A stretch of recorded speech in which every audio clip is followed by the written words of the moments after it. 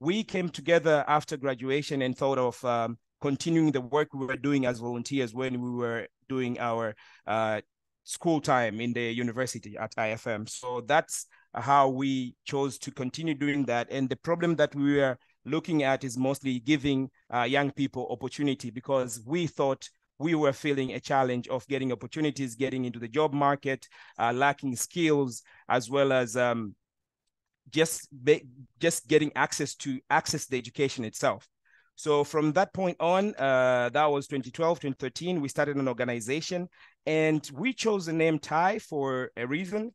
It's not an English name. We're speaking English now, but Thai is like not the tie that you wear on your neck, but it's a Thai, the eagle, the bird. So this bird has certain characteristics that we really like, that we resonate with, which is having keen vision, seeing far. You know, you can see a Thai flying really high and seeing really far. To when seeing something and they want to go for it, it's mostly go-getter. So it's straight going to catch it with strategic moves. So we like that characteristics, and we chose to stand and live by that. And there's other characteristics like courage, strength, and resilience, nurturing others. So with all these characteristics, we chose the name Thai to be living by it, so that we can grow with these characteristics. And with that, we thought of being flying high. So from that time, we started the journey of flying. And throughout the journey, we kept on meeting new young people who resonated with characteristics until now that we are in 10 years. As an organization, we are living by values of integrity, where we believe in honest and want to live by being honest with truth and accountability. We really value diversity in terms of difference in perspective between young people, and valuing that in terms of like embracing that. One of my personal favorite is fun. Yeah, so we work hard and we have fun doing it. So the position of the work that we do is also fun to do it as young people as well, putting our energy together to have fun. So we strive for excellence in terms of like aiming high and never settle for less, and discovery in sense of innovating and exploring new ideas. So as Thai, we fly high. We've been having a couple of achievements, including some of the film festival awards. One that we got consecutively being recognized by creating authentic African stories, high quality animation by Tanzania African Film Festival Awards, that's TAFA. And we've had some nominations from international film festivals like Pan-African International Film Festival. We got East Africa Animation Film Festival, KIAF, it's called Kwetu International Animation Film Festival, and others that we got nominated internationally. We work with partners to do the work that we do. And this one is of the thing that really drive the organization. As young people, we believe in collaboration and partnerships. And we work with different international organizations, donor organization, as well as local organization to make the impact that we are making as young people. And with that being in collaboration, we so far have reached over 51,000 young people across Tanzania in the 17 regions. And we expanded with collaboration with some other organization, reached 4 counties in Kenya. And with this, we delivered and showed our 33 animation films that we produced. It's over 33 animations so far that we produced. And we produced the teen radio drama, as well as provided 240 young people got educational scholarship to do their secondary school education. So as I said, it's equal access to education. And in equal access to education, one of the challenges, economic challenge, we address that not only by using animation, but also provision of education scholarship. We've reached 17 million online reach of people who've reached through different online platforms. And in terms of viewers on online platform, there's over 81,000 viewers from 50 different countries across the globe.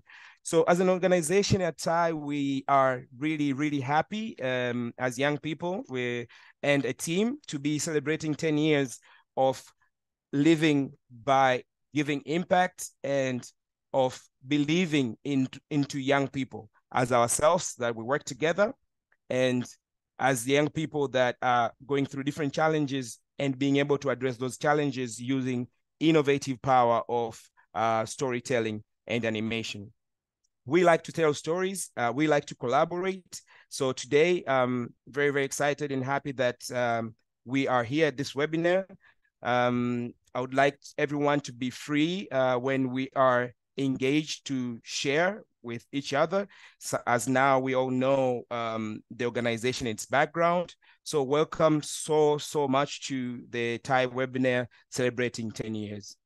Thank you very much. Thank you very much, Gwamaka. Before you leave, I'm sure some people may have questions. So if you do have a question, do feel free. There's the Q&A button there on your screen. Please do feel free to tap it and you can type your question on there, or feel free to raise your hand and I will be able to help you unmute yourself so that you can ask your question as well. So just going to pause, give 1 minute to anybody who would love to ask the question. And Gwamaka, I think interesting enough, this is the first time that I am hearing you speak about how you and Ian actually spoke. And kwa sababu I have lived in Arusha, I know how Arusha people speak. So I can imagine how interesting that was for someone who grew up in Dar, you grew up in Bongo, unakutana na mtu ambaye ni Muarusha, and then you become friends. I think that's quite interesting. And I guess this is why I love the energy and the atmosphere we have of celebrating 10 years, because even for me, who's been at TAI for a few years now, there's some new things that I'm learning. So these are exciting times. Leaving a few more seconds to anybody who would like to ask a question, or a few seconds rather.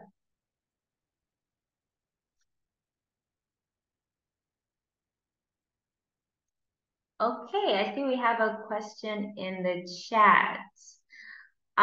Innocent says, beautiful story. Congratulations, Team TAI. How did Gwamaka feel about matching his passion with someone who is from Arusha? Ah, interesting. Gwamaka, how did you feel when you found someone, this guy from Arusha, and you guys, your passions match with one another? How did you find that? Yeah, so that's the power of like a vibration and energy. So what really resonated with both of us was the fact that we were into doing social projects.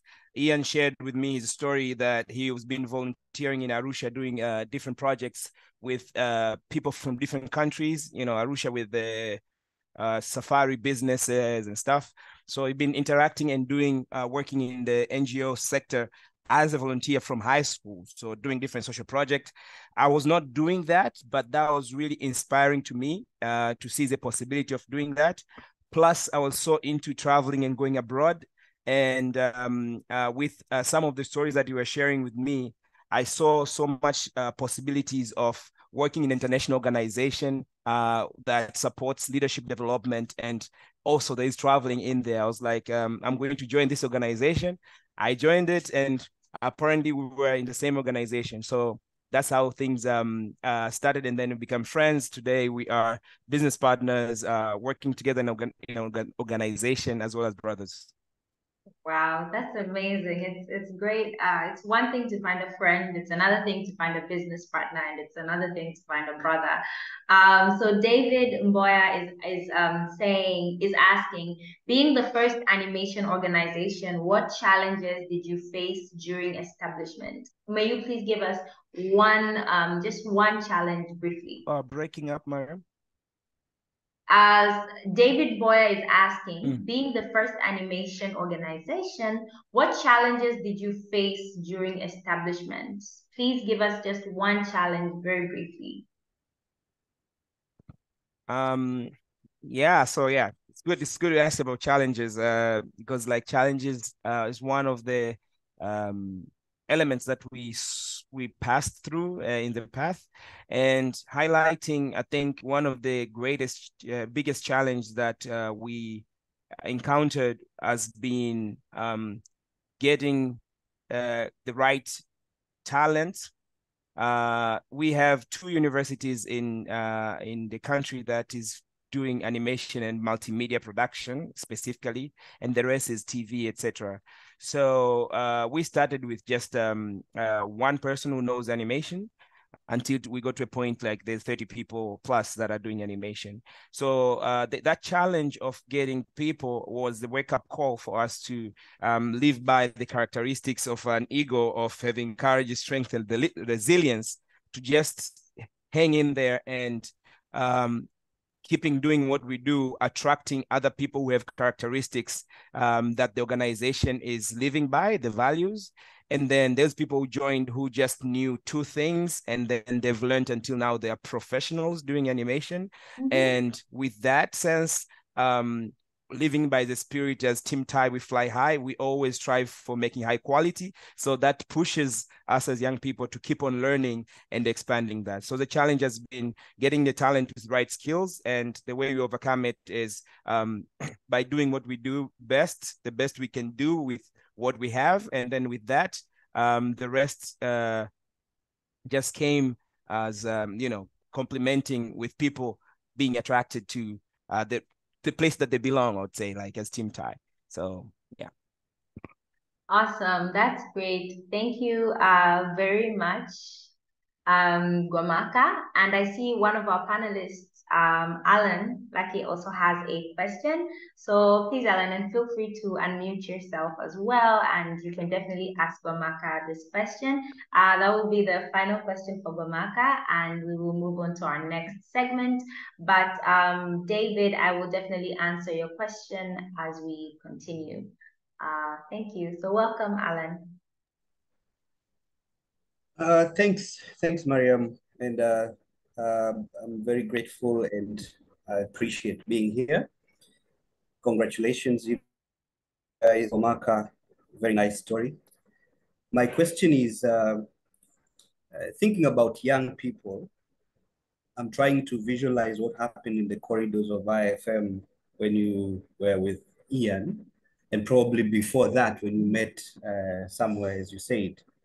What really inspired you to come up with this idea? What happened? Do you have a personal experience? What is the story behind you now talking to Ian about this idea? What really happened? Okay, thank you so much, Wow. Alan. It's a really, really nice question. Corridors of IFM, for people who know FM, the way it's like when we it's a small kind of space with corridors, there are a lot that's happening there. So for since we met, as I said, like the first encounter we met at the courthouse. We were looking for these stamps from advocates to get our documents ready to go back to register for our first year.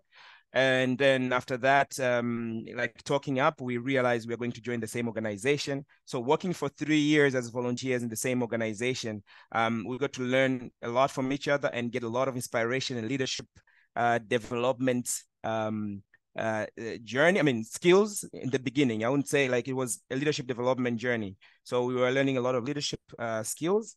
And then after we graduated, we chose to continue volunteering for one more year with the organization, feeling like there's much more we need to experience and learn as full-time volunteers. So we continued for one more year. And then the organization is international organizations are so much fun doing what we were doing. And then the year after that, we were in the conference and Ian was doing the application to continue with leadership in the same organization as a volunteer. And that was one of the kick points because it was very inspiring organization doing really great things. The organization called ISEC, by the way. So we thought of that we are working in an established organization, and the essence of the organization is to develop young people and leadership skills for young people. And we've spent 4 years developing our leadership skills aren't we ready to start something else that would expand in the areas of different niche that we try to explore? Because we're looking at the market, we see there's challenges with jobs, we see challenges with young people. I think it's ample time that we tap into starting something else that can be an organization that can make impact in other areas of challenges. And then with that, we were like, yeah. So Ian had to shift and let others continue with ISEC and leadership development as graduates, recent graduates. And then we started a path with Ty. And after we go back, we met with Alphonse. And then, you know, with the sense of believing in a team, it was a small first team that came together. And then from that point, the rest is history that we're here now with all of you as part of Ty. Thank you very much, Gwamaka, and thank you, Alan, for that thoughtful question. As we end this segment, I'll pose a question to you, Gwamaka, from Patrick Wanyiri. Just briefly, what would you say is the most interesting part of being a creative director for animation? Nice question, Myra. So for being a creative director for me, I find the most interesting. That's the question, right? Yes. The most interesting thing for me. The most interesting thing for me is having a vision of a story that I would like this story to be like this, and having the creative team that can put that vision into reality.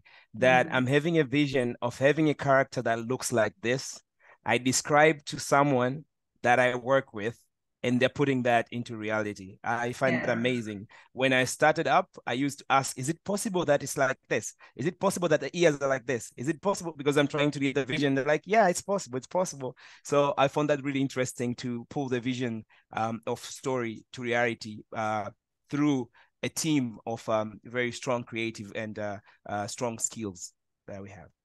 Thank you very much, Gwamaka, once again for your time, and thank you for being with us. Thank you everybody for participating and asking the questions. David Boyer had asked, how did Tanzanians take the concept of animation? We're going to be able to see how Tanzania has taken, has looks at animation or has taken the concept of animation, especially as we move on to the next segment where we're going to have a young animator, a female animator who is a part of the Thai team.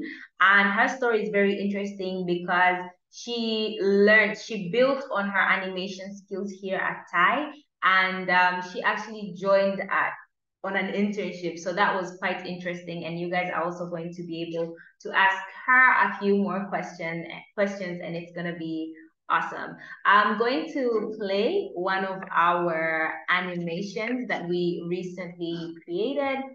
And this animation is on climate change. It is a new area that we have looked into this year, and I have to say that it is definitely one of my favorite animations at the moment.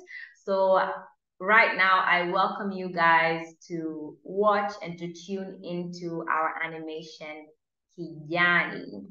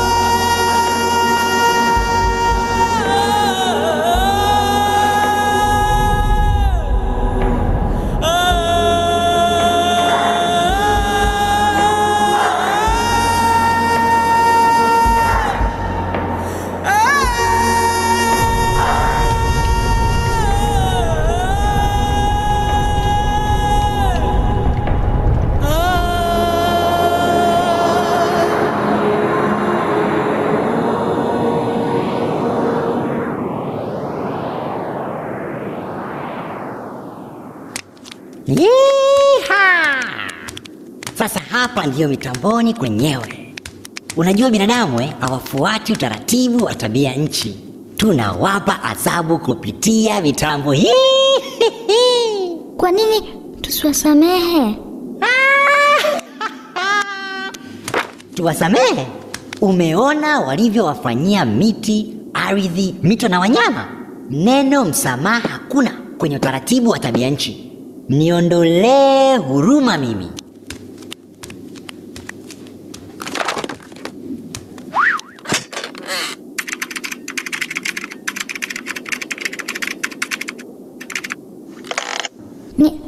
Nianzie wapi? Wamekata heka zaidi ya 200 za miti. Ongeza kitu jingine. Nyuzi 37 mwezi mzima.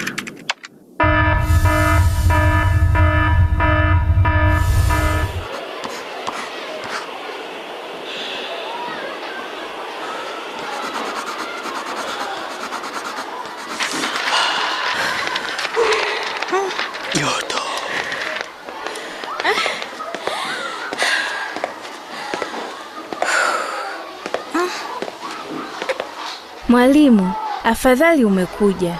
Hivi kwa nini joto linazidi kuongezeka? Maji hayapatikani.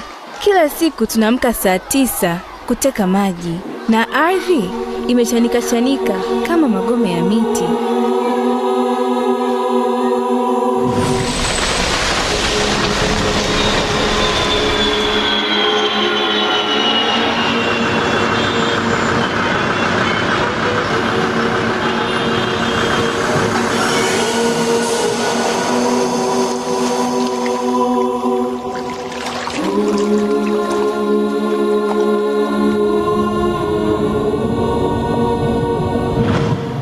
Ni matendo yetu yametufikisha hapa.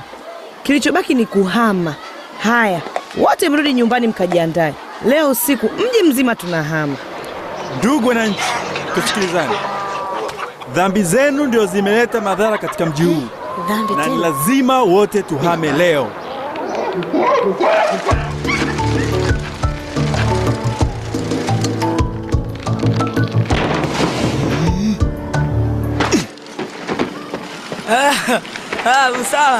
Usala simama bwana, acha mambo yako. Kila siku endeshe wewe tu. Hebu niache busara kazi bwana. Simama bwana. Yaani rafiki yangu, joto la leo ni hatari. Simalizi wiki tu nafariki. Usala bwana. Kwa kweli jamii yetu yote imekubaliana kuhama leo. Tayari baba kaondoka kwenda kutafuta pakwamia. Na mimi mpaka sasa sijapata suluhu. Jiamini. Palipo na moshi mwingi, moto upo karibu kuwaka. Ugumu unaopata ukufanya kuwa imara kutatua mtihani huu.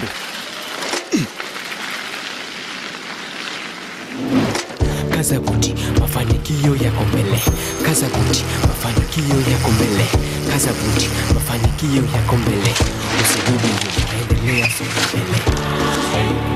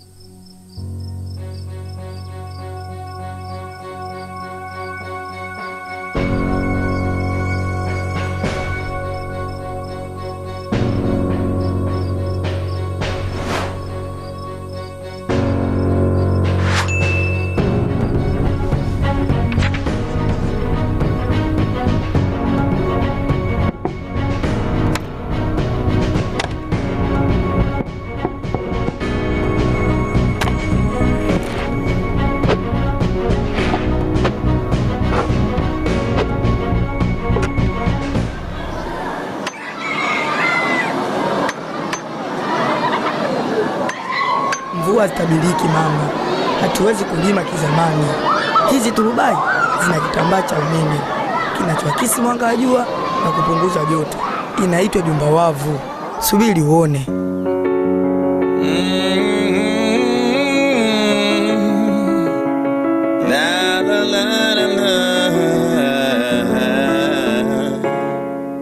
Toka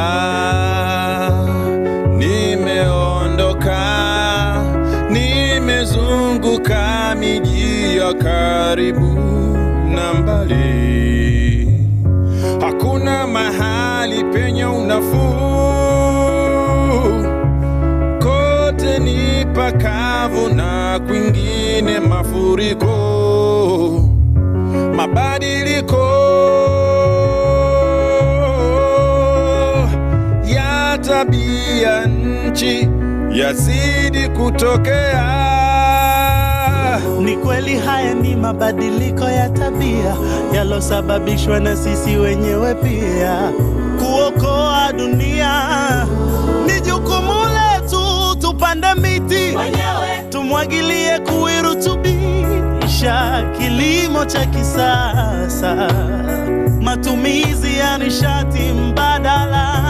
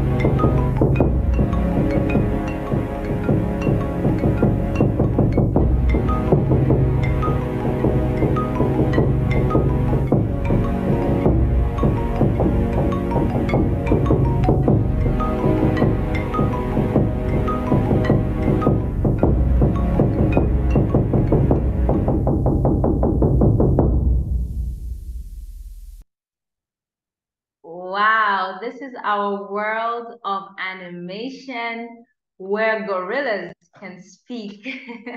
I think that's something that I definitely love very much about animations, the fact that we can make cows speak, gorillas speak. I mean, they can just be doing the most. So once again, this is so awesome. This is our world of animation.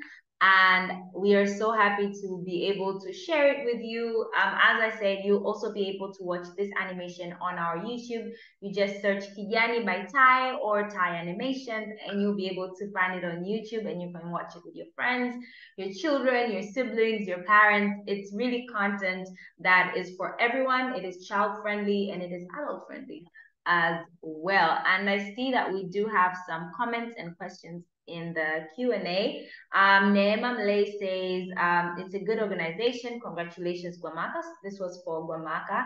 And she had a question, but apparently we've moved from that segment.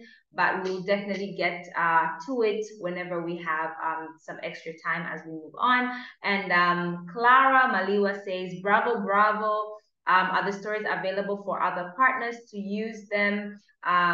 Yes, they are available to use them. And as we continue in the end, I am definitely going to share my email in the chat. I'm the Communications and Partnerships Manager at TIE, and I'd love to connect with anyone who would want to use our animations or to know more about what we do and how we can collaborate with one another.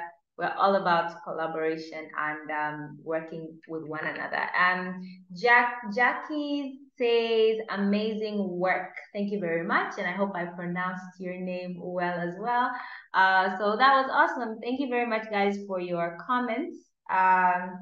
We're going to now move on to the next part of our webinar, where we're going to meet this amazing young lady. I'll welcome her and my co-host Nuria to turn on their videos.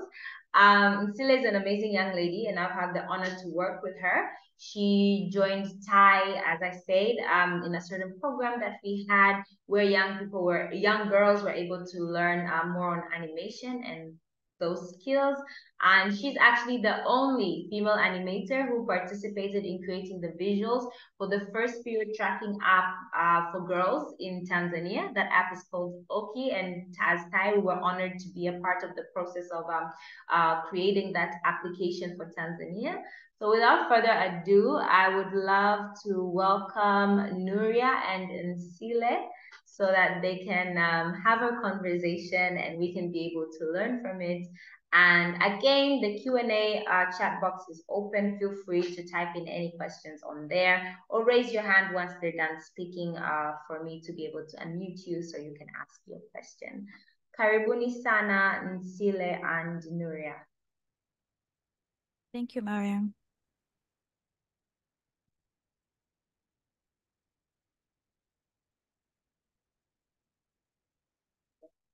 Awesome. Hi, everyone. Hello. I'm having trouble to access the video, so I guess I'll just be asking her without turning on the video. I guess it's okay. Yes. My name is Nuria Madawili, and I'm the Communications and Partnership Coordinator.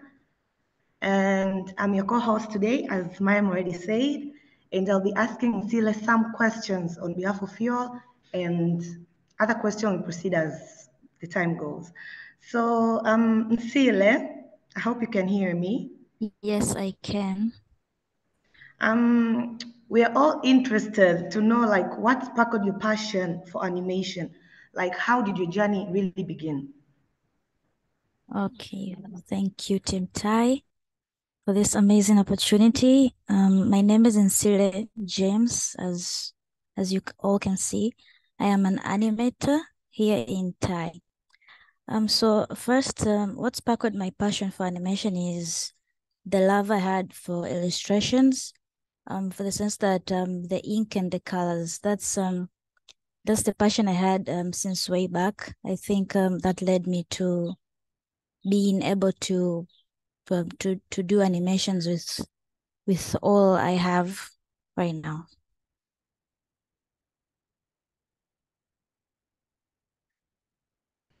Okay, and throughout the journey, like, what is the biggest challenge you encountered and how did you really overcome the challenge?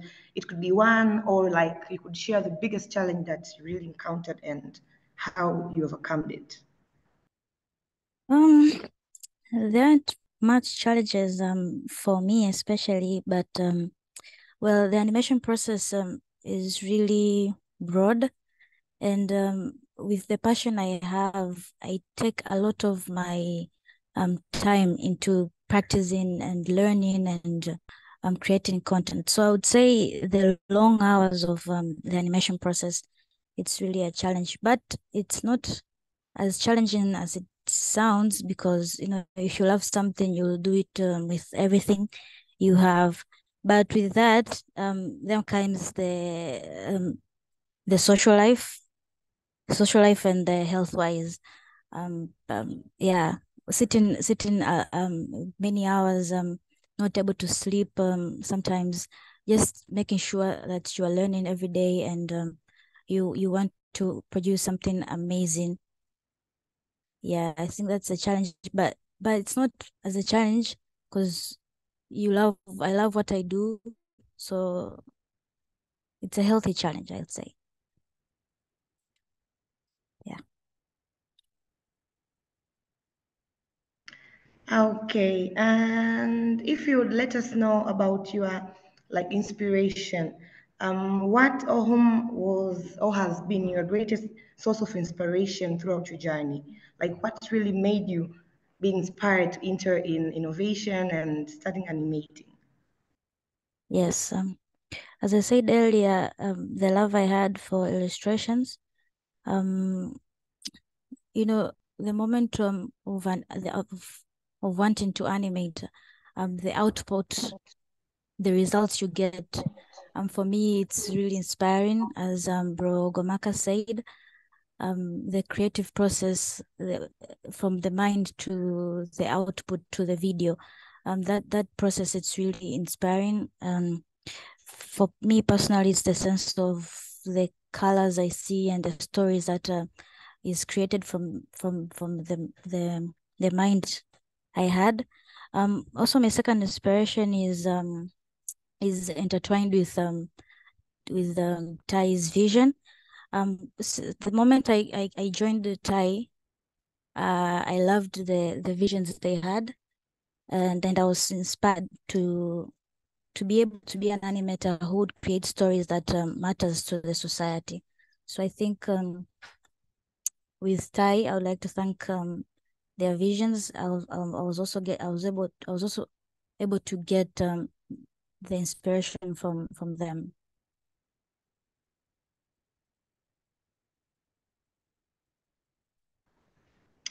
Okay, Nsile, thank you. And the last question. So as we all know, there are few animators, I would say in Tanzania, and there are even fewer women in the field.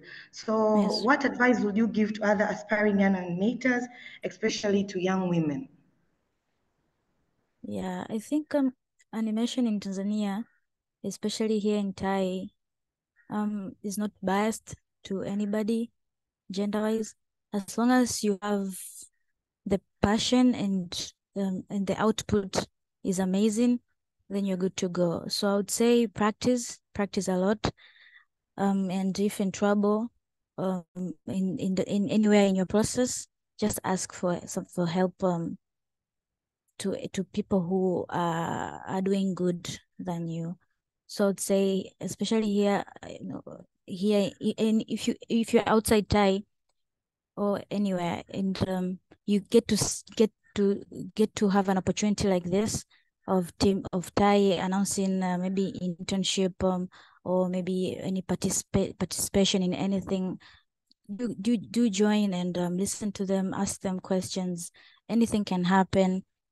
Yes, and if you are already in Thai and you get the opportunity to come in Thai, then ask a lot. Don't sit quietly and do what you're doing. Ask others for help. There are really awesome team members inside here, and they're willing to help anybody who is loving the process of animation. So I'd say practice a lot, and if in trouble, ask for help. Thank you, Nsile. Thank you so much. And I believe this is also your way of telling them that they should also reach out to you. And if you don't mind, you can share your social media as well on the chat box for people to see. And that's it from us. So if there are any questions from Nsile, please just write them on the chat box. Thank you. Awesome. Thank you very much, guys. I see there is already a question for Nsile. Sophia Msuya is asking you, Nsile, where did you learn about creating animation? Was it online? Did you use a specific course? Yes. So um uh, I was able to join in a university in Dodoma, UDOM, University of Dodoma. They had the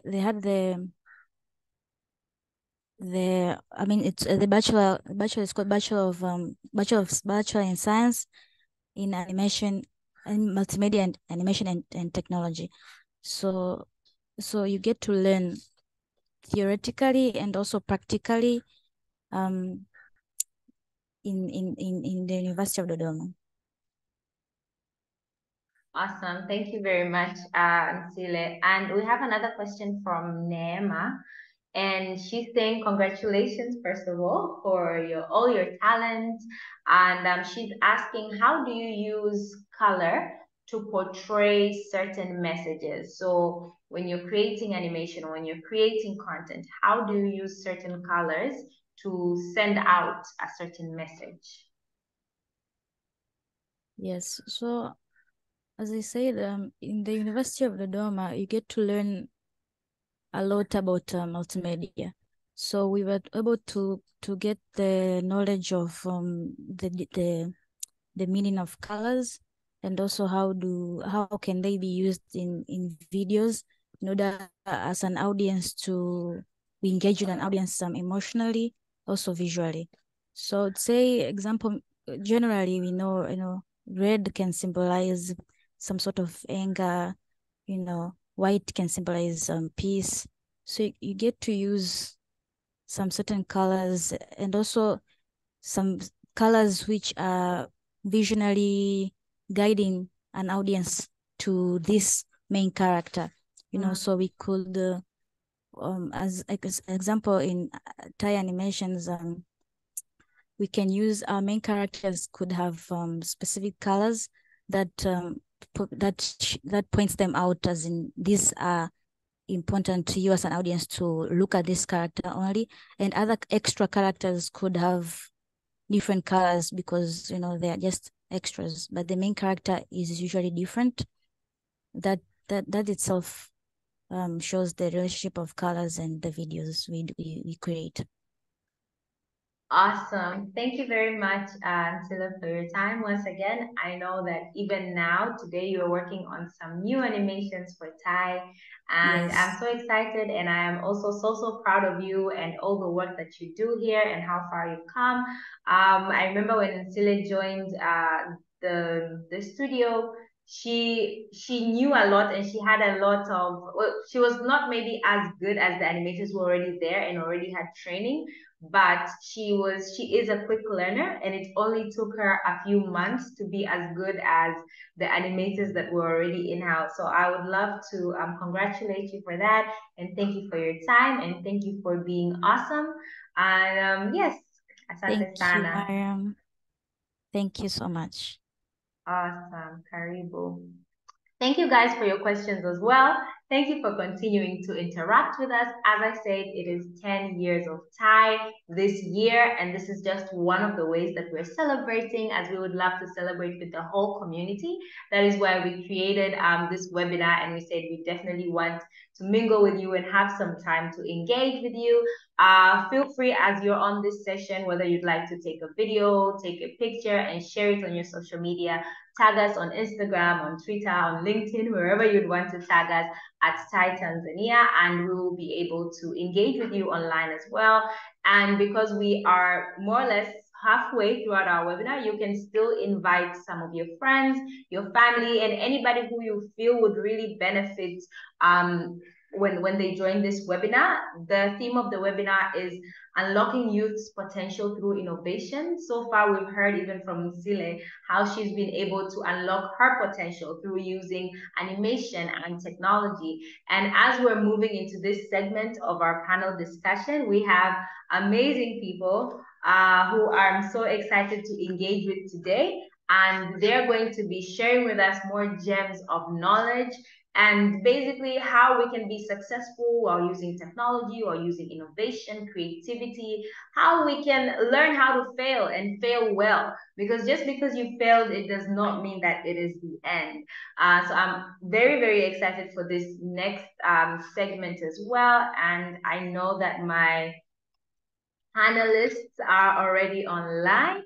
We have Ian Tarimo, of course, who is the co-founder of TAI Tanzania. He is also our executive director, and he's a great innovator and one of my personal favorite leaders.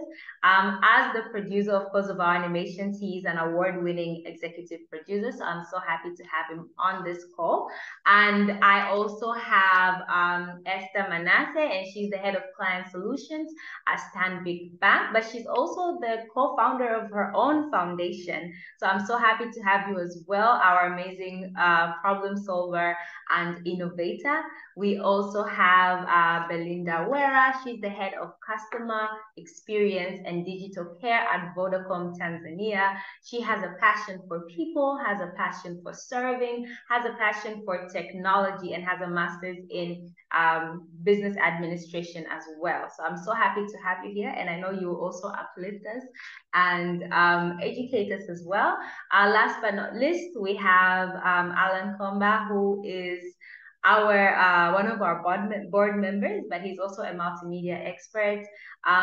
He's done TV, radio, branding, and I'm so excited for what he's also going to share with us. And he's all about championing positive change through innovation, technology, and creativity. That is exactly what we're here for. So I'm so excited for all of you for being here. Please feel free to switch on your videos and unmute yourselves as well as we prepare for our session. I know everybody is here and awake and ready to hear you. I would love to invite Esther. I think we'll all have a round of introductions and then we can start. So welcome, Esther, for your introduction. Okay, thank you very much, Mariam. I hope you can hear me. Yes, we can hear you. Perfect. Hi, everyone. I can see we have about, I think, 40 participants so far. It's a pleasure to be here. My name is Esther Manasseh. Miriam sort of hinted I'm also a founder of my own foundation. But obviously, we have not been in existence for 10 years as TAI. We are actually learning through the experience of actually being part of TAI. I'm also a board member of TAI. TAI We Fly High. Yes. I thought that it's to be honest, it's really a privilege to be here. I was listening to Gwamaka just telling us a story about how they came up with the idea. It was quite inspirational for me. But I think now I'll probably share more during the panel discussions. I work at Stanbic Bank as head of business solutions. Overseeing most of the products that you consume from the banking side. I spent most of my time actually in the treasury side, but now I'm learning other stuff that bank do offer. So also still a learner in the innovation field, but I think it's something that we cannot avoid. And my foundation is really focusing on the young people, seeing how we can actually impart knowledge, expose them, them access to books and a safe place to learn. So that's really what we are about. We also spend some time to provide, financial literacy sessions to kids. We feel that's something that's missing in our society. So that's what I do on the side. But I wouldn't want to spend a lot of time introducing myself. That's really it about me so far. So looking forward to the sessions. Thank you very much, Esther. And how could I forget? You're definitely one of our amazing board members. So karibu sana, and we're so happy to have you here. Belinda, I would love to invite you as well to introduce yourself. Thank you very much, Mariam. My name is Belinda. and I'm really excited to be here. Hongera sana Team Tai. I think Tai is as old as I know Ian and Gwamaka as well. So seeing this thing coming to life through Isaac, that's where we met. It is such an inspiring story. So hongereni tena. So for me, I would also want to keep my introduction very short. My name is Belinda, and what I do in the different areas where I work or where I have worked is to really work with individuals to help them unlock their internal brilliance so that they can get to a place of genius. I do this through asking questions in coaching sessions, creating solutions in boardrooms, also taking part as a thought leader in the different conversations platform that I am available at work. Yeah, I'm passionate about technology and mostly people. So people growth is at the core of my heart, and Tanzania and Africa at large having majority of youth, that is the audience that I completely work with. I'll end there for now. Thank you. Thank you very much, Belinda. I'm hoping that I can get that little bit of genius in this session as well. And I'm sure everybody is looking forward to that. Thank you very much. Welcome, Alan, to also introduce yourself. Thanks, Mariam, for the opportunity. I think probably 90% of the people here know me, but I will introduce myself anyway. My name is Alan. I also go by Lucky Komba, my government name, and I'm really honored to be here and also honored to be the board member for Tai Tanzania. Now, I would like to congratulate you guys. It is a lot of time for bringing a baby, to these heights. So thumbs up to you, Gwamaka and Ian and Mr. Haule, I think I heard the name. Congratulations, well done. So for me, over the years, I've specialized in various fields, and I'm really happy to bring that diverse expertise to the table today. And I'm very passionate about multimedia. So when I talk about multimedia, I mean audio, I mean visual, print, social media.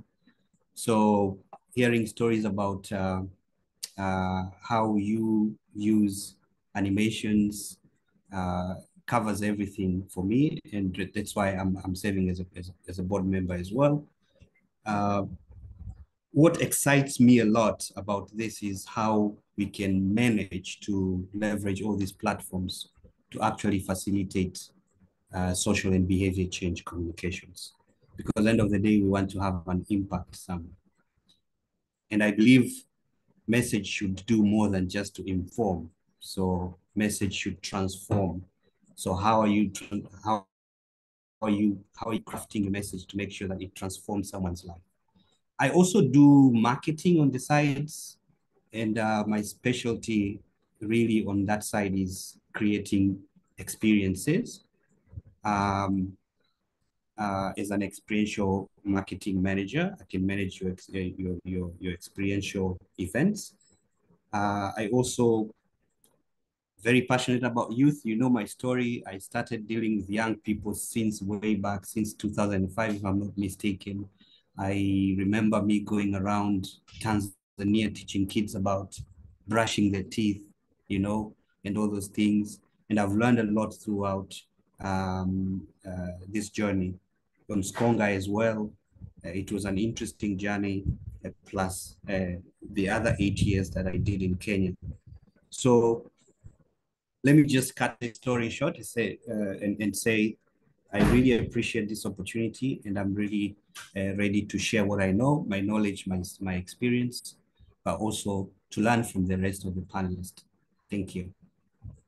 Thank you very much, Alan. Definitely, we do also know you from the days of Skonga. I know, I used to watch you.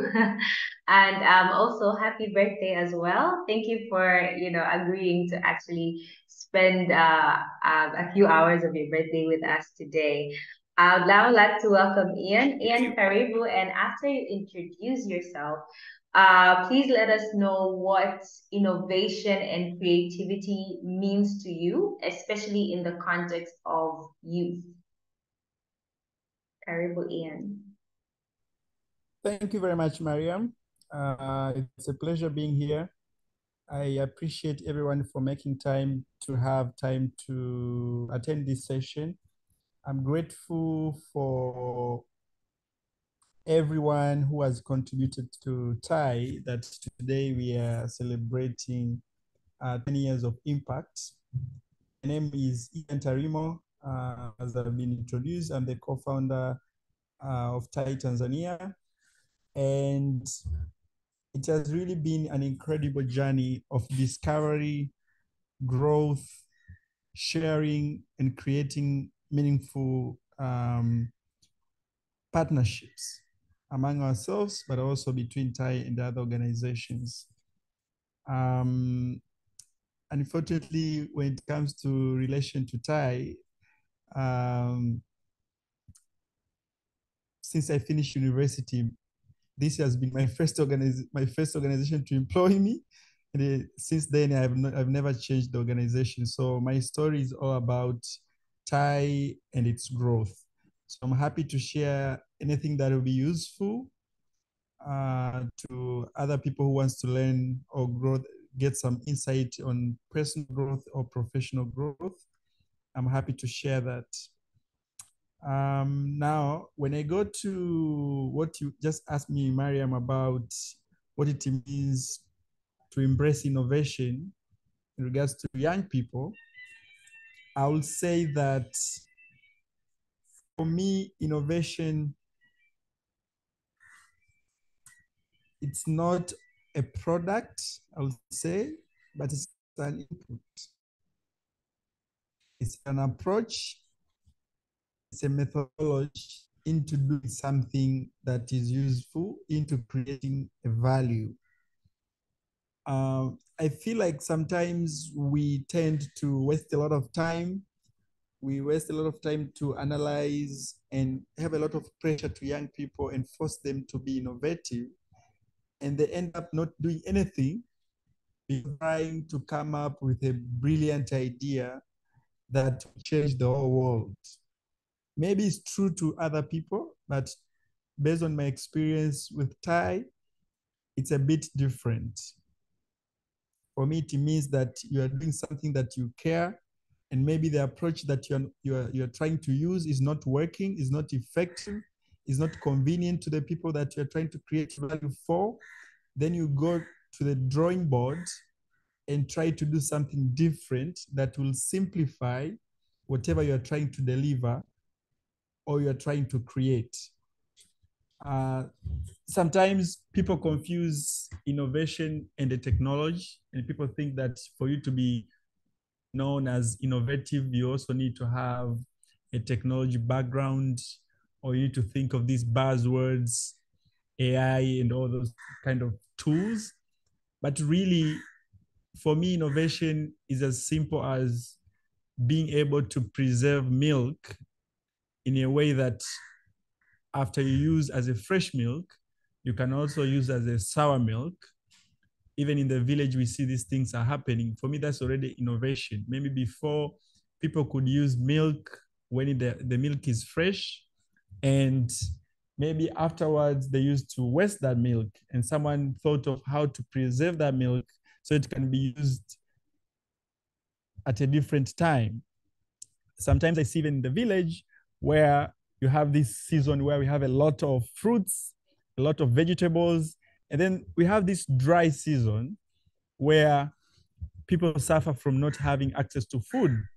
And we see that in the village, there's a way that people could either preserve meat or preserve vegetables in a way that even during dry season, people can still be able to access vegetables and not die because of hunger.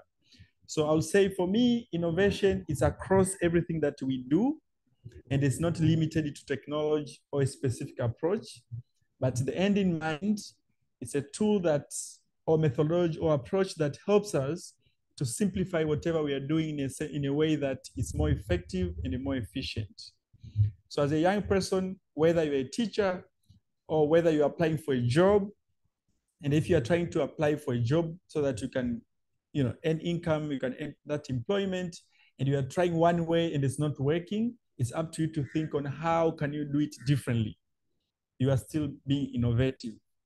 So if it involves you using technology, it involves you, whatever the methodology that you want to do that will help you at the end of the day to shorter time and more effective and sustainable to reach your goal, you should not, you're already embracing innovation. So that's something that I wanted to say. As we know, at TAI, we started to go to school and try to change behaviors. And it was hard for the first 3 years, even engaging young people was hard. And we had to go to the drawing board and think on how can we still deliver the value we want to deliver to these young people creatively, innovatively. And that's how we thought of other ways of engaging stories, engaging animation. And we are not saying that we are done with innovation. We keep innovating every day whenever we face challenge. So we need to embrace challenge, failures as a way for us to be more innovative and think outside the box or crush the whole box so that we're able to be more effective. Thank you. Let me end there for now. Asante Mariam and everyone. Thank you very much, Ian. And definitely, innovation doesn't have to be something that somebody has never thought of before. It can be combined with something that you're truly passionate about, something that you care for, and it can work just like how we've done it here at TAI. And it's evident we've been doing it for a couple of years now. So it's something that you as a young person can also take on. Belinda, I would now love to come to you and ask you, usually innovation, we think about it as something that involves us to think outside the box and to think of a different way to do something. Ian gave the example of, finding a way to store milk, a better way to store milk. So now when it comes to thinking outside the box, how can young people move away from the conventional way of thinking and now embrace more creative and innovative solutions? That's a profound question. I wish there was one answer to that. To answer this question, let me give you an example. 7 years ago, I was employed as a training manager. And my portfolio was huge because I was looking after the entire country. And the environments that I worked in meant a lot of changes overnight. So being in the telco space, a lot of things happen overnight. And come morning, something has changed on the product menu and the customer needs to know what happened. Now, with that, I had over 2,000 frontline staff that I had to ensure that they know what happened last night, timely. And why it was very time sensitive is because also you don't want to risk business changes getting known by everybody in the organization. So I had very little time to ensure that people know. And back then, we had so many customers would call in the morning inquiring what's changed, and they're asking staff thinking that they would get answers, but these staffs are not already informed of the changes. So looking at that, I really had to think outside the box, because how much time would it take for you to train 2,000 people with maybe an average of just say 2 changes or even 3 changes of the different products and services that the organization offered? So I really had to think. There was no budget, but then I thought to myself, what are my options here?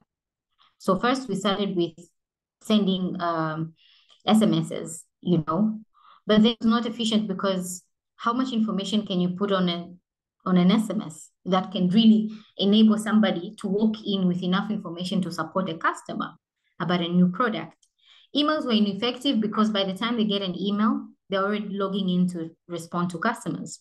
So long story short, I did a number of things. I digitized the way we do learning, so enabled people to learn on the go. But also, instead of having a trainer logging into a call and doing a conference call, which was also ineffective because people are on their way to work, mtu yuko kwenye daladala, mwingine sijui yuko wapi, so it was really inefficient.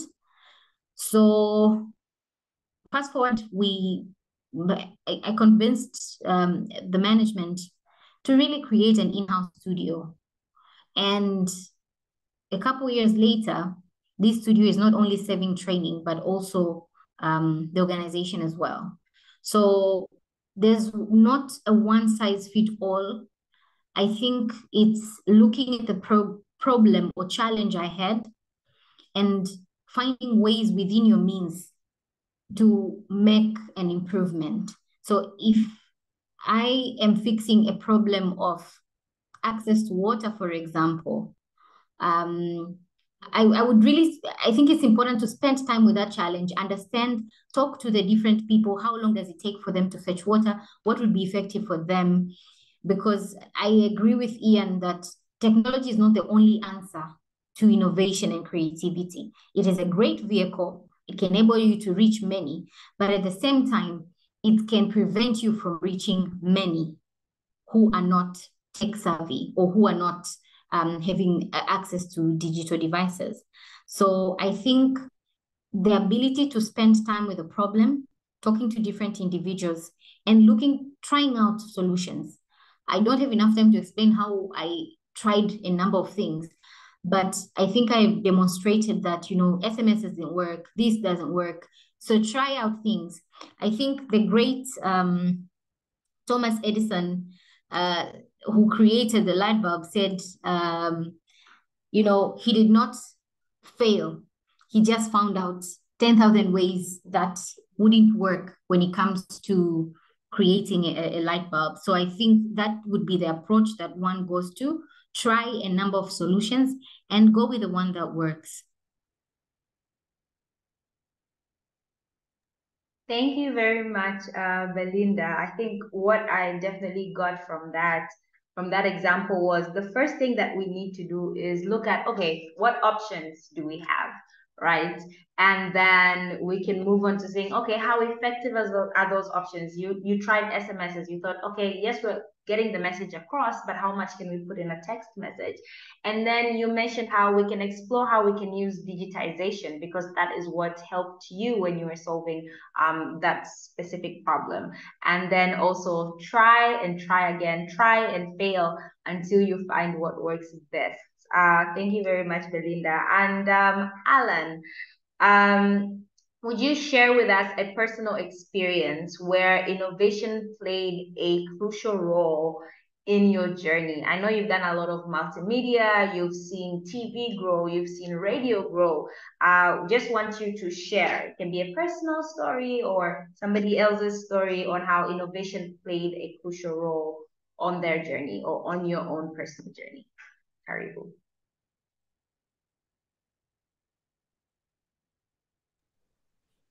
Thank you. Thank you, Mariam. So I'll actually give you two stories that I like to tell people when we talk about innovation, creativity. I just first want to build on what Ian said before about innovation, not just being about coming up with something new. I usually have a formula that I work with whenever I have a team working on a project, or even for my personal endeavors. My formula is innovation is nothing without impact. So basically, if you're a math person, you'd say innovation equals to creativity, which actually you come up with that new ways of doing things, plus the impact. You can come up with a new way of doing things, but it doesn't solve anything. But if it solves something, you've created some sort of an impact. So that's total innovation. So for me, I'll tell you a story because you've asked about it. In the year 2008, it's a long time ago, probably 14 years. I don't know, I can't remember that. Can you tell me how many years ago? So in the year 2008, when I was very, very young, I joined East Africa Television through a certain audition. We wanted to be a TV presenter at that time. I was very energetic. I attended some auditions, and I joined ETV. So when I was there, I joined as an IT person, not as Wow. yeah. I joined there as an IT person because during the audition, they came to learn that I also have a degree in computer science. So they wanted someone who has that knowledge to help them with the interactivity show online, on TV, sorry. So that shows that requires interactivity where you see people texting messages live, they can get responses and all that. So they wanted somebody with of experience or knowledge in IT and computer science so that they can run such shows. So after going through, didn't win that audition, so I wasn't the presenter at that time, but they called me and say, since you have this extra thing, can you come in and help us here? So when I joined, it wasn't my thing that time. Of course, I went through school. I studied computer science, but for me, it wasn't really, really my thing. And that speaks for a lot of young people here in the country and probably in Africa. They go to school, learn something that they don't really want to use in their lives. Their careers, mostly inakuwaga something totally different. So for me, it wasn't really my thing, but because I was there, I said, this is a door for me to actually do what I want to do. So when I was there, I used to attend all the meetings, including the media production meetings. So people would ask me like, why are you attending this meeting? You need to be in your room, your IT room, your control room, checking things if things are okay. But I pushed and pushed. I used to attend those meetings. And there was a question that was posed that time. And if you guys know, if you have the media story in Tanzania, you know that East Africa TV was one of the biggest TV stations in East Africa. So that time it was really, really fast, really, really creative, really, really challenging. So they were thinking about coming up with something that is not there at all media stations in the country. In Kenya and Uganda, they were trying to look at something that, coming up with something new. So they gave me, I remember the lady who was the head of programming there gave me 45 tapes of different shows that East Africa TV have ever done. Different shows, yeah, since they started in 2003, if I'm not mistaken. So I had like 45 tapes, and she asked me to watch all the tapes and come up with something totally new. So I took my time, going to the work in the morning, fixing the computers, making sure that the graphics are okay on TV, the interactivity is on, but still sitting down and watch those shows. So I watched and they had an idea that time, which it didn't mature, an idea of incorporating a high school television program, but it didn't mature at that time. So when I came in, I looked at that and said, this is it, shows for the kids. They also had shows for the teenagers, but out of school, they had something similar, but not exactly like what I had in mind. So that's what I came up with. And then I said to the team, we discussed about, we came up with a name, and they gave a go ahead, we started recording and stuff. So for me, that was my biggest innovation for the first time in my career. That was the biggest innovation. I worked with the EATV team. They were really supportive and make sure that happened. Yeah.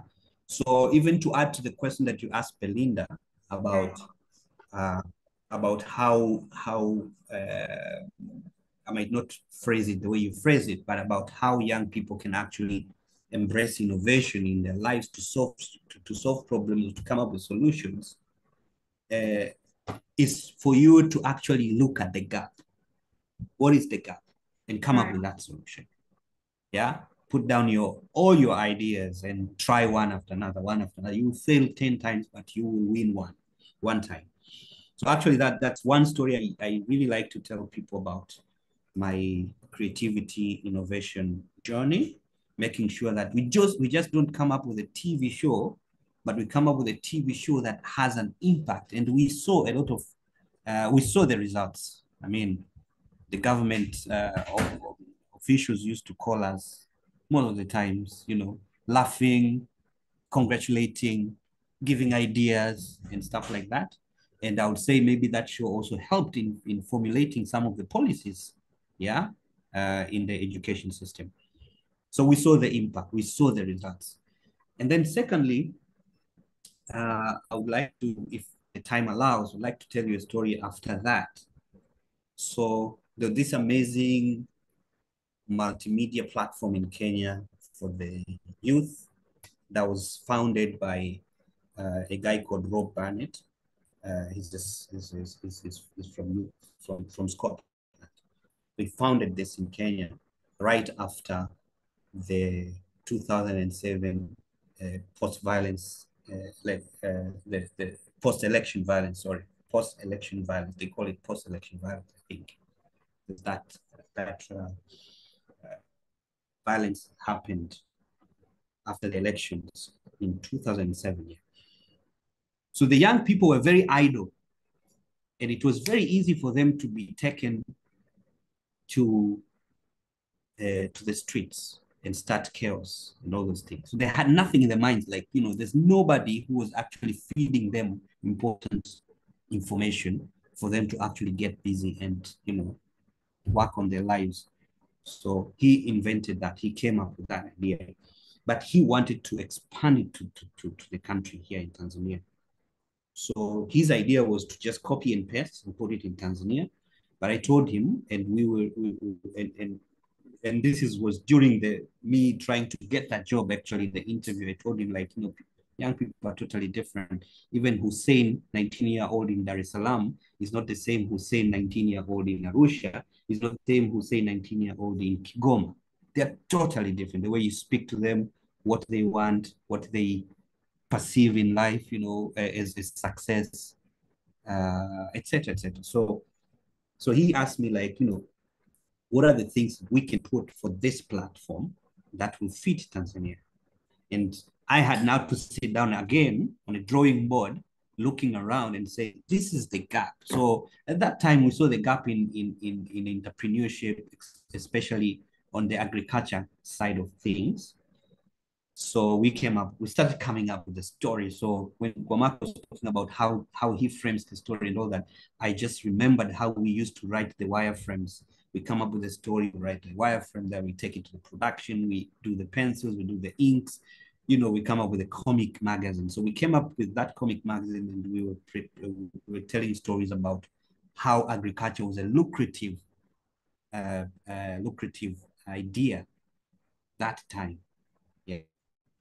And in 1 year, actually, we saw a lot of young people moving to agriculture, because I remember when I was at EATV, I was also doing the social media. I was in a new media department.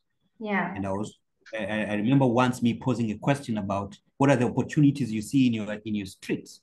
And I don't remember anybody. We had 1,000 responses on Facebook, but I don't remember anybody who mentioned anything related to the agriculture value chain. But 1 year later, after we launched that platform here in Tanzania, we posed the same question, we phrase it the same way on our platform on Facebook, and 70% of young people actually mentioned something within the agriculture value chain. So we said, yeah, we did it. We see results. Of course, we can't really attribute that all of that to us. Probably there were some other organizations doing some other amazing work in the agriculture area, but probably we were the catalysts because we were talking to the young people directly. Yes. Not just the old guy in the village. So those are the two things, the two stories I really like to tell people most of the time. So when you asked, I just remembered those two. Yes, thank you very much, Alan, for sharing those stories, especially your personal story. It's 2008 is actually 15 years ago, so definitely that's a while ago. And it's interesting. I personally did not know that you started as an IT person. Through your story, I saw that you definitely had determination going into those meetings, and you were very intentional about it as well. And you know the process you went to for ideation and just being consistent with listening to all of those tapes and then coming up with ideas. I'm sure you did not just come up with one idea or 10 ideas. Probably you had 50 ideas and you had to choose the best one that would be effective. And moving on to ideas and how sometimes probably your first idea or your second idea may not work very well. Esther, will you please tell us, we all come up with ideas, whether it is business ideas or ideas on how to solve certain problems, but the first one might not work and the second one might not work. So there can be a lot of failure in that process. So how can we as young people overcome the fear of failure and embrace the learning opportunity that comes with failure? Thank you, Mariam. I think for most of our lives, especially growing up in Tanzania, failure is taken like it's a big thing, especially because failure most of the time is punished. And young people and even like older people like myself, whenever you think about failure, you're like, I would rather not even try it in the first place. Yeah. But in our culture, rarely do we actually reward people for failure and actually look at it from the point of view that this is actually progress.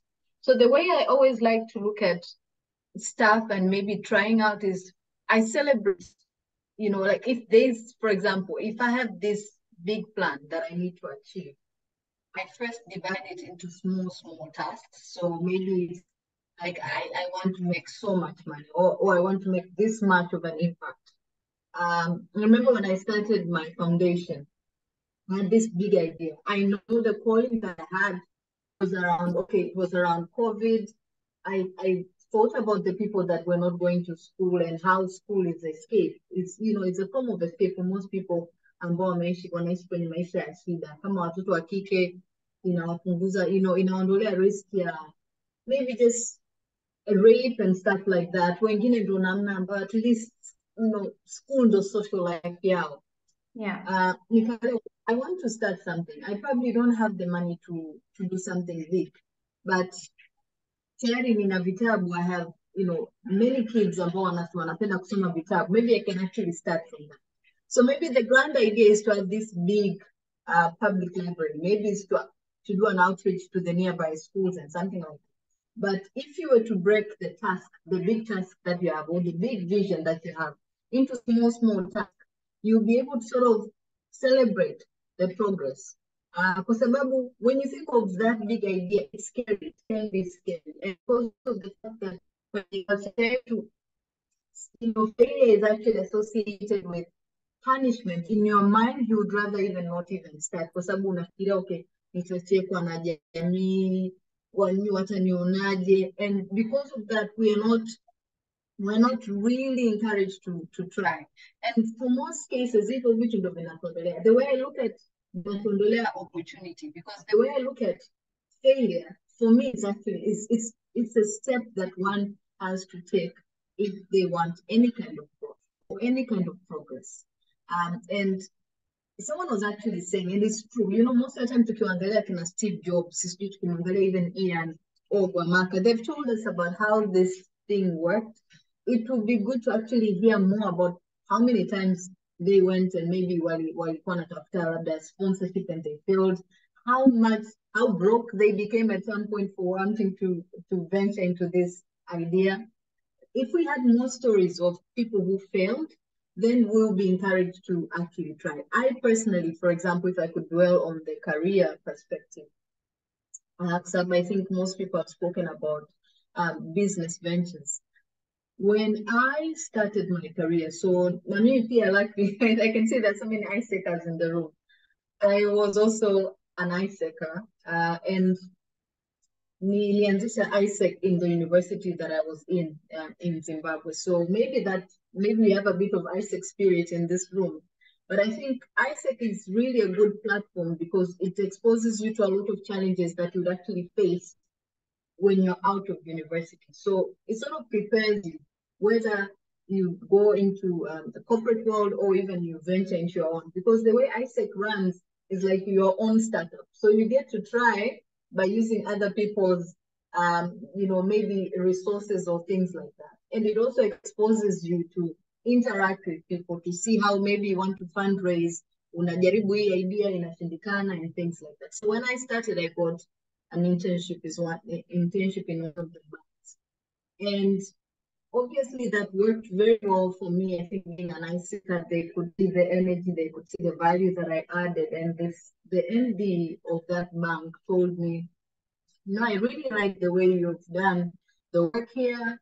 I promise you, as soon as you graduate, kutakuwa kuna kazi for you. Went back to uni, finished my studies, sorted, unsorted. Came back, that MD had left the organization. So I felt like a failure. Kwa sababu tayari that was just the beginning of like my journey kwenye career. I felt like I was sorted tayari, nilikuwa na mshahara ambao I was like, this would be comfortable enough for me to start my life. And there's been, and cut a long story short, eventually I got another job, which was somehow junior to the job I was doing as an intern. But for me, it was a learning process. It was a step, and throughout, I think my career, I've had so many failures. And when maybe someone looks at you and they say, hey, by the way, she's had it in a, easy, or maybe she's been lucky. I probably have had 3 times number of failures that actually what I've been. So through my career there kwa step 5, nimefeli zaidi ya mara 20. And I think that's the same for many businesses. When you try, you fail more times. But from that, I always take failure as a learning process. I say I never fail, I learn. Because from that, at least you know what not to do, or you know how to start. So what I would like most of the young people here is to just embrace failure. I mean, like it so much that it doesn't scare you. Be so comfortable with failing that you take it as fine. I know I'll fail along the way, but it's the only way for me to progress. As human beings, kabla hujatembea, umedondoka mara nyingi sana. And it's already in our muscle, in our memory that it's just, imagine if you didn't walk, how bad would that be? So ignore how many times you fail. Look at whenever you fail, sit down and say, okay, what did I not do better? How can I improve? And ask for help, because there are many experiences out there of people who probably taken the same path as you, that you can sort of improve from that to be able to achieve even a much better vision, whatever you want to achieve. So embrace failure for me. Take failure as actually a step to grow and succeeding, and that way it will never scare you as much as it does now. Thank you very much, Esther. I think when you started speaking about how failure is associated with punishment, I thought about all the times I was punished for getting the math timetable wrong. And it was just, it was hectic. I think especially as children, this is something that is embedded within us that, oh, you're not supposed to fail, you're not supposed to fail. And as we grow, I guess we start to learn that failure is only a part of the process. And just because you see people winning awards, you see people building their businesses, it does not mean that every single day does not mean that they're winning every single day. Speaking on career and growing and and building your network, because essentially that's what you do as as an adult or even as a child. First you have your community, that's your school, and then you have your university, and then so on and so forth. So when it comes, especially in networking situations, how can a young person stand out? So how can a young person use innovation to stand out? Ian said that innovation is not a product, it's an approach. So what may be innovative approach, or how should the person be for them to be able to stand out? Okay, so thank you for that good question. And I think for me, it's still a learning process. I love to learn. So everything that I come across, every person I come across, I try to find something I can learn from. So I will just share what I've learned so far. I think most young people that I come across with, for example, even here in the office, when they meet you, they know what they want to say, but wanaanzia mbali, tunaanzia habari vipi dada, umependeza nini nini. I'm a big believer of one, just being not too direct, but seizing the moment. I think if you want something as a young person, you could use innovation as a way of actually just prepare your elevator pitch. Most of us have heard of elevator pitch, where like Belinda introduced herself so well. It was so inspiring as how she spoke about it, and it was just in 2 minutes. But you'll be enticed to actually want to know more about Belinda if I was to use that as an example.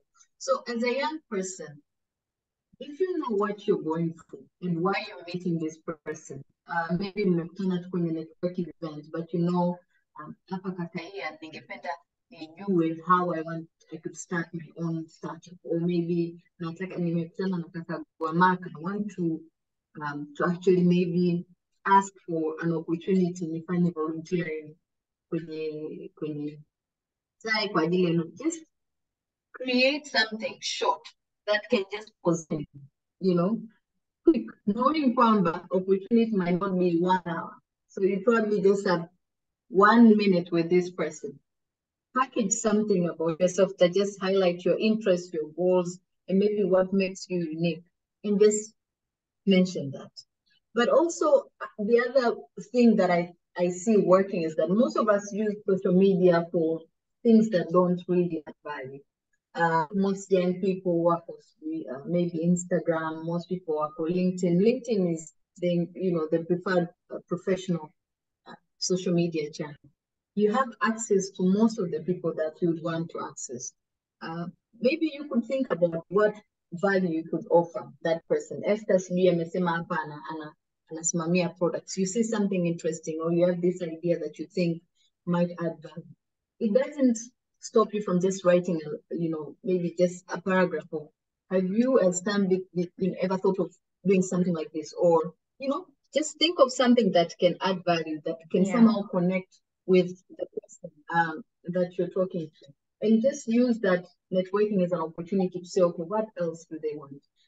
Maybe you could actually share an article that you think will be relevant to that. I think now with technology, it becomes so easy for us to access most people that we've done before, but it has also given us power to access knowledge of things that will be important for us to build whatever we want to build, whether it's our career or our own businesses. So let's just use that as a way of actually trying to collaborate more.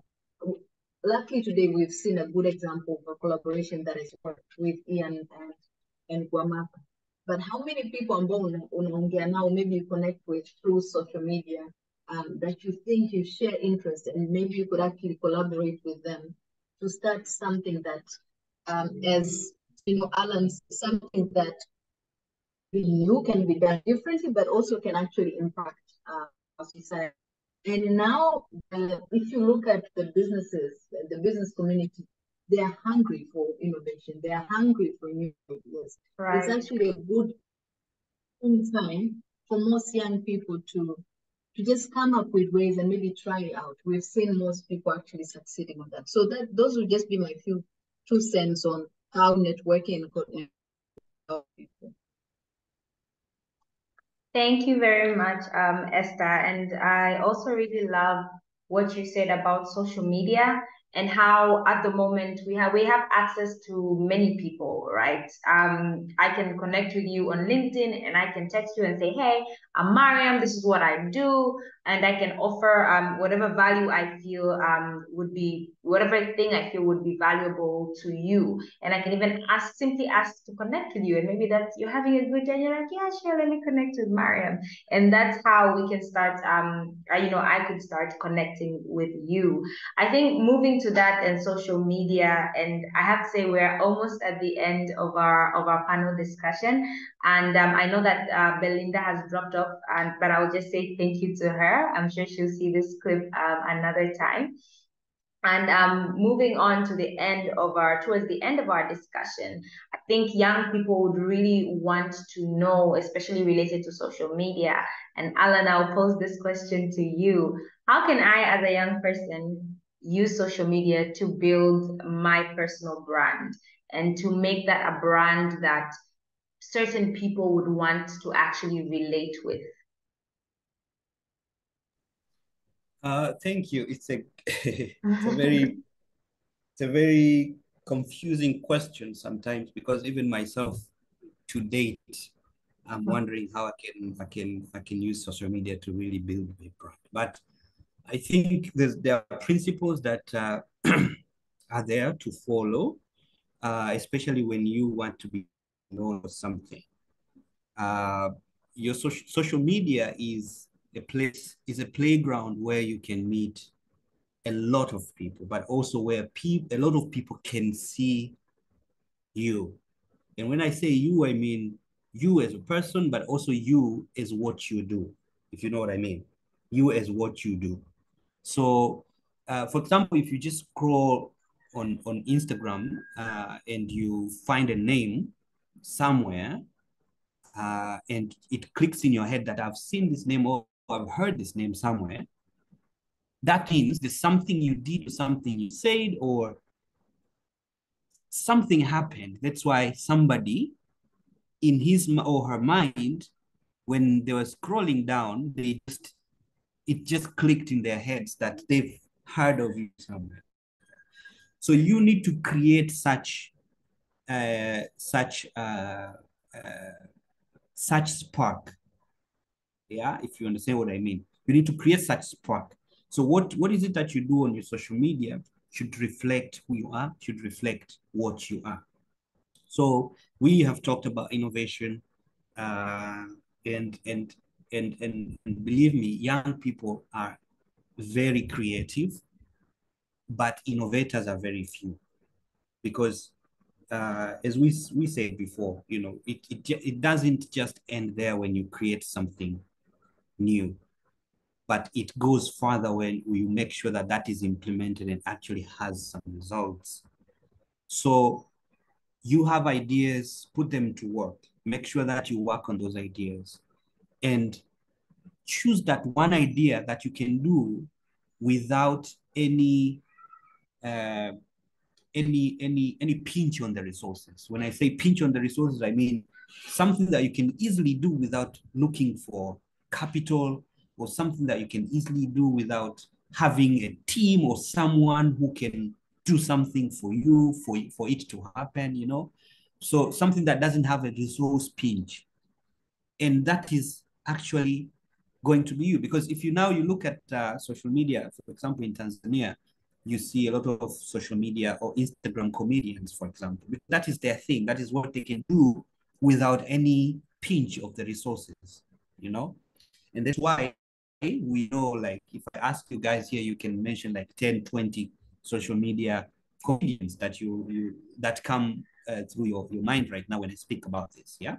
Because they decided to use that. So I think building a brand on social media is just to make sure that people are constantly aware of who you are and what is it that you're doing.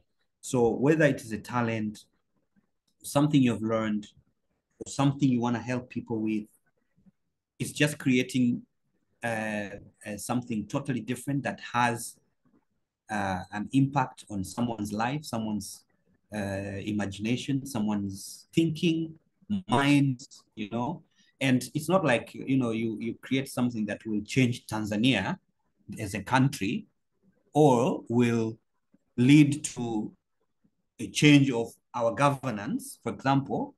No, just something that can have people appreciate because you've touched their mind, you've touched their hearts, you've touched their well-being somehow. So it could be through talents that you have, it could be through knowledge that you have, or it could be through showing them a door. People are looking for doors, you know, showing them that's where you can go and that's where you can get what you want. That's where you can have answers of your questions and stuff like that. So using your social media to actually project that you are the person to go to, for example, for if I want to laugh, I'll go to a page, a comedian page, and watch the videos. If I want to know about how to build a house, there's a certain page I'll go to. Maybe ni huyo jamaa anaweza kuwa ni architectural designer ama I don't know, whoever who is doing such a thing. So you create some sort of a niche. In marketing, we call that niche target. And then you make sure you understand what is it that they're struggling with. That is your gap. Yeah. And then you start doing, you provide that as a solution to them. So if you do that constantly on daily basis, people start knowing you as that person. So if they have a question like, I need plumbing equipment, immediately your name pops up in their minds like, I know this guy on social media, I know this guy on Instagram who sells the plumbing equipment, you know. But that person cannot just pop up in your head if that person didn't really work on making sure that they are known for who they are and what they do. Definitely. Yeah. Yes. Thank you very much, Alan. And I'm definitely with you on starting now and starting somewhere and starting with something that doesn't necessarily need a lot of capital, whether that is money, whether that is big physical assets. I think we can start from what we have, with what we have. And social media is a great way to also put what you know, what you do, what you're offering out there. So thank you very much, everyone, Ian, Esther, and Alan. I will invite you guys who have joined us to ask any questions you may have to our panelists. So feel free to start posting the questions. And as we're waiting for your questions, Ian, will you please tell us just two things or advise us, or a piece of advice, just one advice you'd give to someone who is looking to start their entrepreneurship journey, and of course they're scared, they don't really know how that would look like. So what would you tell such a person? Thank you, Mariam. Can you hear me well? Yes, we can hear you. All right. So as someone who loves to read books, the first thing I'll ask you is to read books. So what I'll ask, number one, there is no recipe for running a successful company,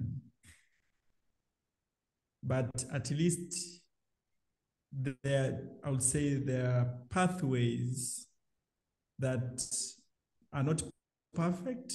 There are principles that are not perfect, but if we follow them, we have higher chances of being successful rather than doing without a direction.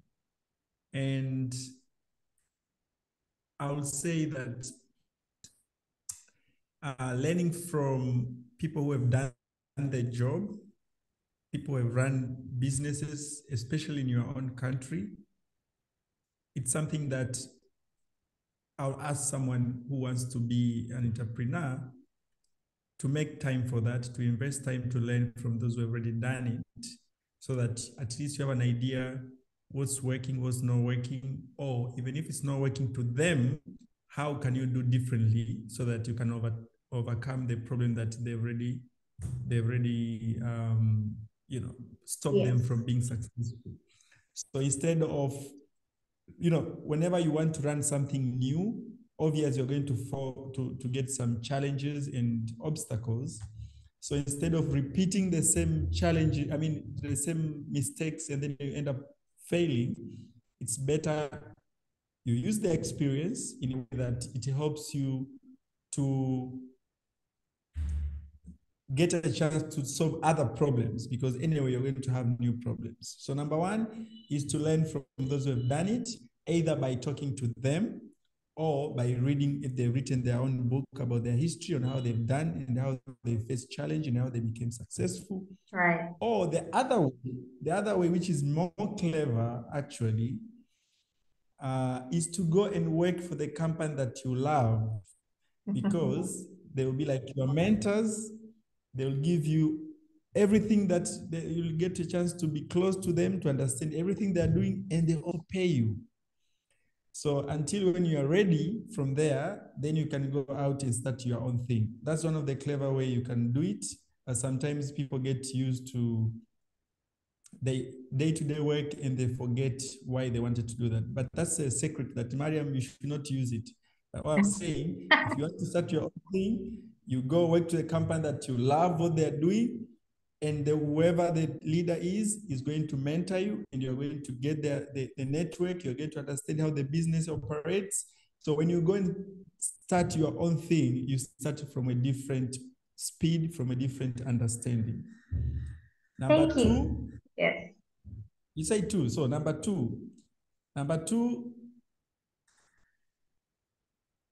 yes, this is not a one-man show. As much as it's your company, doesn't mean you're going to be doing everything. You're not going to be the finance of the company, the creative person of the company, the procurement person. So you need to embrace working with people who are going to complement you, so you can do things that are much bigger than what you can do yourself. Thank you. Wow, I love that. Get a team that is going to be able to complement you so that you can do big things and you can do bigger things than you yourself. So we do have some questions or a question posted. Ian, it's interesting that you shared the first advice you shared. To be honest, that is my experience right now. And I think I'm very blessed and very fortunate to be able to work with Ian and Guamaka to see how they are able to create this content and get it out there. Really inspired, and this is why I've always been drawn to Ty and what Ty does. So anyways, enough about me and more about the question that has been posted.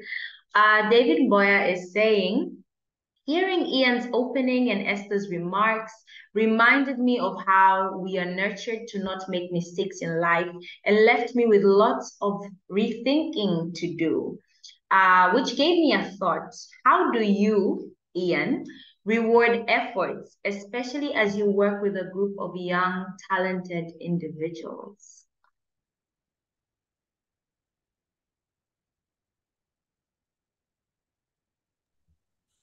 Thank you, David. So when it comes to rewarding, basically we have a system, and it's not about me deciding who should be rewarded today or who shouldn't be rewarded. It's a system that recognizes people based on their contributions. But as we do that, we also have in mind that most of the success we have as an organization is a team effort. It's like the way your body is functioning. You cannot reward your eye for seeing things while your stomach is the one, helping you to generate the energy and everything. So as much as we want to reward individuals, we are also embracing more forging teamwork spirit rather than individual abilities. Because as I say, as much as we see this success, especially time, is not one person's ability or success. If you produce an animation, if the sound is terrible, doesn't matter what the story is, doesn't matter everybody else work, So until you say this is a great animation, it means it's an effort of everybody has to do things well. It's like in music. If you tell me the guitar is good, but if other things are not good, the music is not good. So as if you want to start your own organization, one of the top things you need to think is how do we bring diverse people with different capabilities and how best can they work together to produce something that is beautiful out of the combination of their abilities. Thank you. I hope I've answered you well. Otherwise, we can keep in touch. Yes, thank you very much, Ian. I don't see any other question in our Q&A box. I will give 5 seconds if there's anybody else who has a question. Question going once, going twice, going thrice. All right. So thank you very much, Ian, Esther. I know Belinda has dropped off the call, but thank you to her as well. And thank you very much to Alan for joining us, for taking the time to share your knowledge and giving us tips and tricks on how we can be successful as young people. So thank you very much. I don't know if any of you have something they would like to share, maybe for a few seconds before we close off? I would love to just wish Alan happy birthday and may God bless him abundantly, more life, more joy, more success. And thank you, Ian. Thank you. Thank you very much. Thank you very much, my amazing panelists, once again for taking the time. This was a great session that I had with all of you, but also everybody who has attended. Thank you for joining us. We will continue to celebrate our achievement of 10 years and online. So feel free to continue engaging with us on social media at Thai Tanzania, on Instagram, LinkedIn, Facebook, and now what is called X and not Twitter. So feel free to continue engaging with us there. I'm so glad that we got this time together. And yes, so thank you very much. Continue flying high and continue following us and continuing to grow with us in our next decade. Thank you, everyone.